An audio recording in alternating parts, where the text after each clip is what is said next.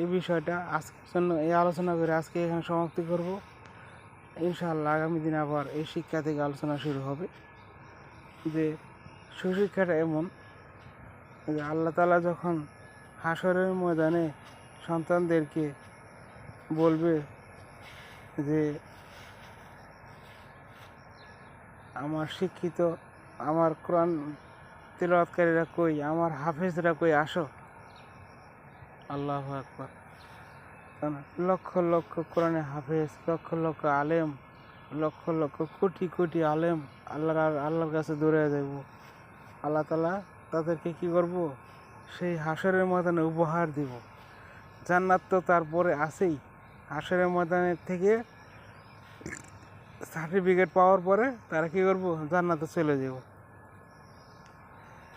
জান্নাতের বিষয়টা এমন যে কোরআন তিলাওয়াত যারা দুনিয়াতে করছে তারা নাকি কোরআন শিখছে, কোরআনে হাফেজ হয়েছে, আলেম হয়েছে, দিন শিখছে, নিজে শিখছে, অন্যরে শিখাইছে, নিজে শিখছে, অন্যরে শিখাইছে, তারা হলো উত্তম জাতি। আল্লাহ তাআলা কোরআনের মধ্যে এটা ঘোষণা করছে, তোমাদের মধ্যে যে সেই ব্যক্তি উত্তম, যে নাকি কোরআন শিক্ষা নিজে করে এবং অন্যকে শেখায়। যে যখন নাকি হাফেজগণ, আলেমগণ, কোরআনে হাফেজগণ এক এক করে 1 থেকে 6063টা আয়াত অর্থাৎ 114টা সূরা মানে পুরা কোরআন শরীফ আল্লাহর কাছে তিলাওয়াত করবে। তখন এক একটা আয়াত পাঠ করার বিনিময়ে একটা করে বিল্ডিং উঠতে থাকবে। সুবহানাল্লাহ। এক একটা আয়াত পাঠ করার বদলে এক একটা আয়াত পাঠ করবো, একটা তালা করে বিল্ডিং উঠতে থাকবো।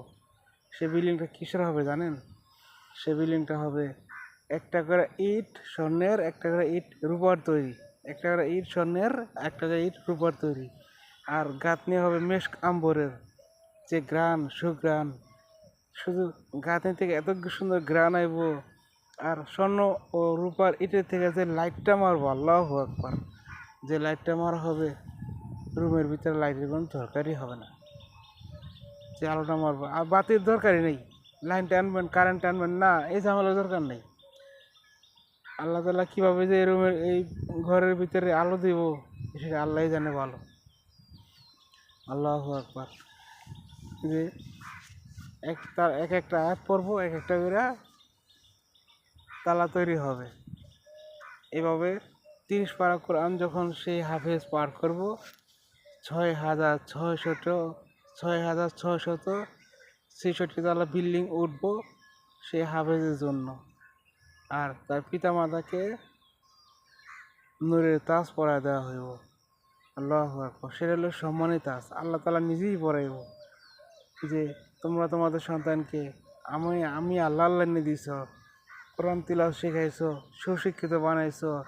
তারা দুনিয়াতে থাইকা শত কষ্টের মধ্যে থাইকাও আমার পথ ছাড়ে নাই, আমার নবীর পথ ছাড়ে নাই, আমার হুকুম অমান্য করে নাই, আমার কোরআনের বাইরে যায় নাই, তারা আমার কোরআনকে মাইনে চলছে। আজ তার পুরস্কার এখান থেকে দেওয়া হলো। সুবহানাল্লাহ। তখন হাসরের ময়দানে জাতি বিজাতি কোটি কোটি মানুষ তাদের দিকে তাকায়া থাকবো। আল্লাহ, এই সমাজে যদি আমার পাঠাইতা, কেউ বলবো আল্লাহ এই সময় এই উপহারটা যদি আজকে আমি পাইতাম। আল্লাহ আকবার।